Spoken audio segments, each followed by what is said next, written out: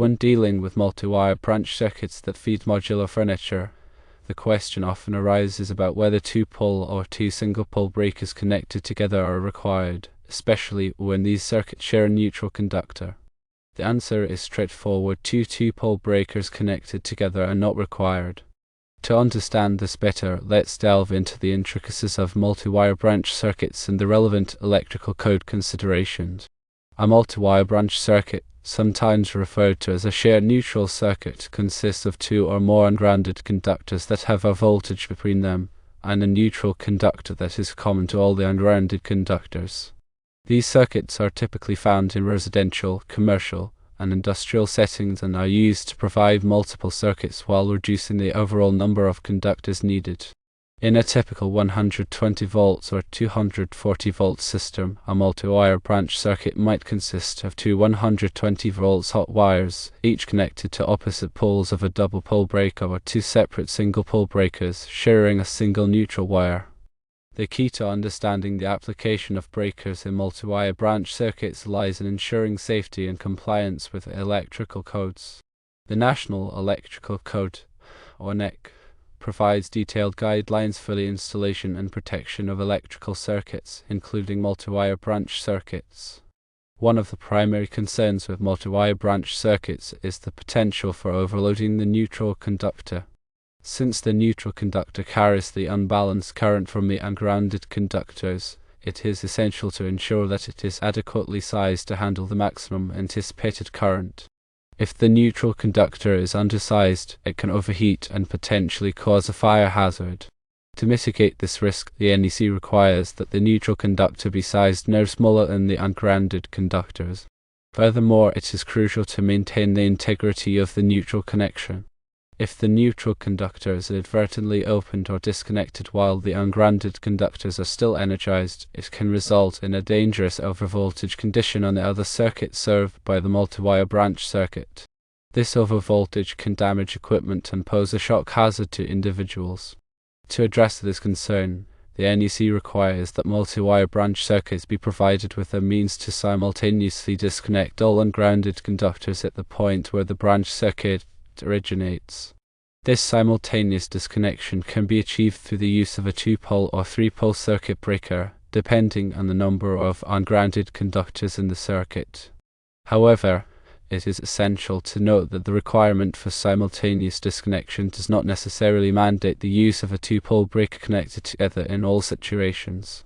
The NEC provides exceptions to this requirement, particularly in cases where the multi-wire branch circuit is used to supply specific types of loads, such as lighting fixtures or appliances.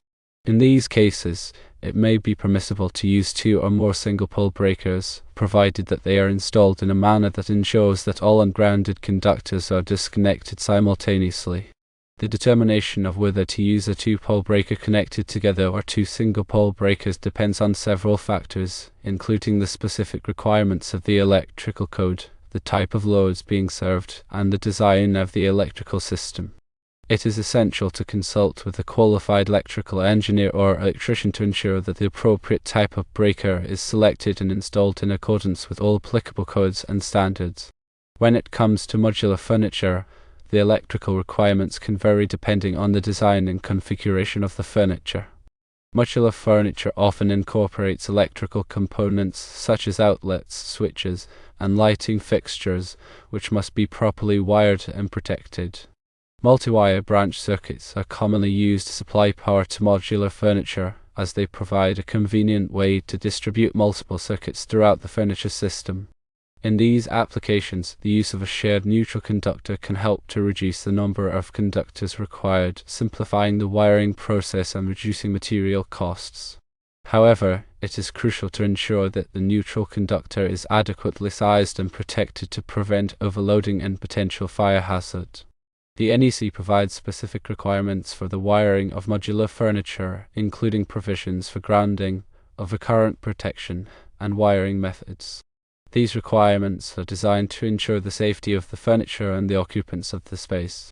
When designing and installing multi-wire branch circuits for modular furniture, it is essential to consider the specific requirements of the NEC and any applicable local codes or standards. It is also important to coordinate with the furniture manufacturer to ensure that the electrical system is compatible with the furniture design and intended use.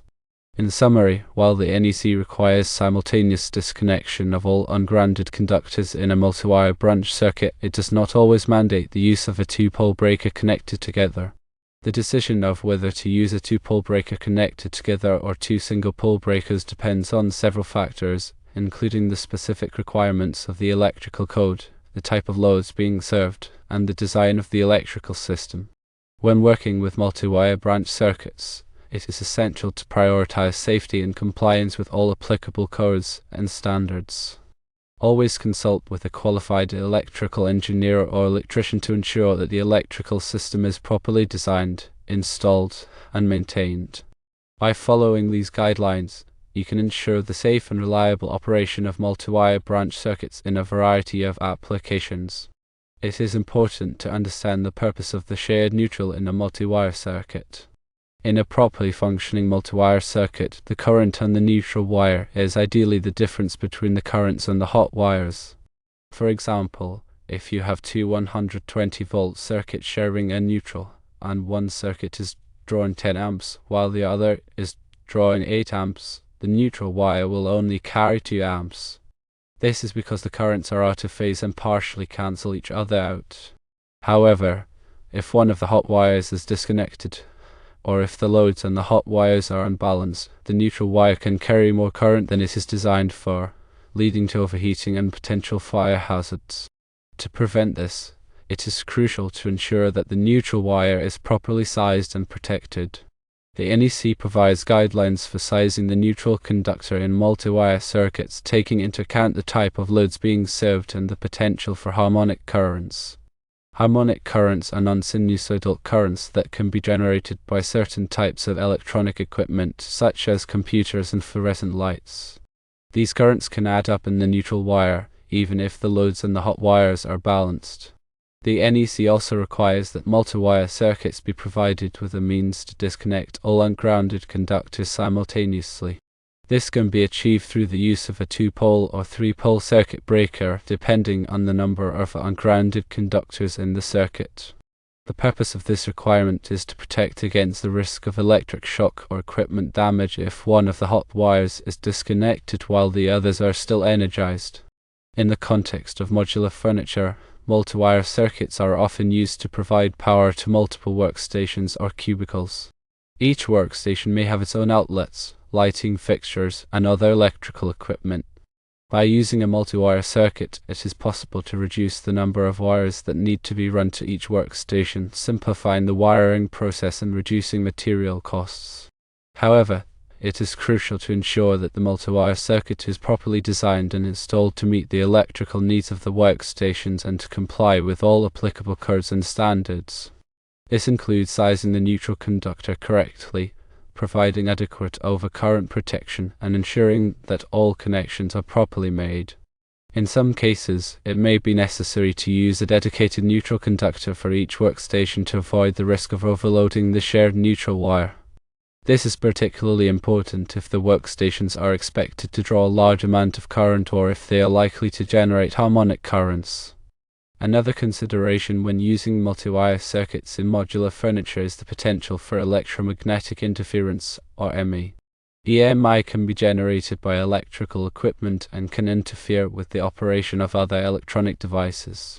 To minimize the risk of EMI, it is important to use shielded cables and connectors and to ground all electrical equipment properly. It is also important to separate power cables from data cables to prevent interference. In addition to the NEC, there may be other codes and standards that apply to the installation of electrical wiring in modular furniture. These may include local building codes, fire codes, and accessibility codes. It is important to be familiar with all applicable codes and standards before starting any electrical work. When in doubt, it is always best to consult with a qualified electrical engineer or electrician. They can help you to design and install an electrical system that is safe, reliable, and compliant with all applicable codes and standards. Remember that electrical work can be dangerous if it is not done properly. Always take the necessary precautions to protect yourself from electric shock and other hazards. Wear appropriate personal protective equipment such as gloves and safety glasses, and always disconnect the power before working on any electrical equipment. If you are not comfortable working with electricity, it is best to leave the work to a qualified professional. Electrical safety is paramount, and it's crucial to understand the implications of improper wiring or circuit configurations. Multi-wire branch circuits, while offering efficiency in wiring, demand a thorough understanding of their principles and potential hazards.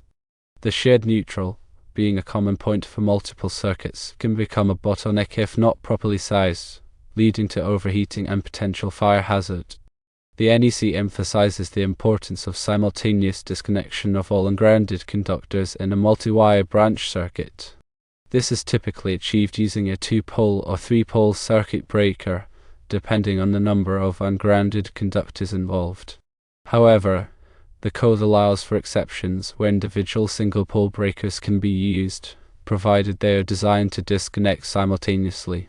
This provision caters to specific load types or equipment where a single-point disconnection might not be feasible or necessary.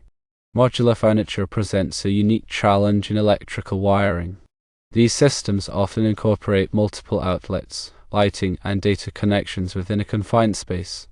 Multi-wire branch circuits are frequently employed to distribute power efficiently across the furniture, reducing the overall number of wires and simplifying installation. However, careful consideration must be given to the load distribution on each circuit to prevent overloading the neutral conductor.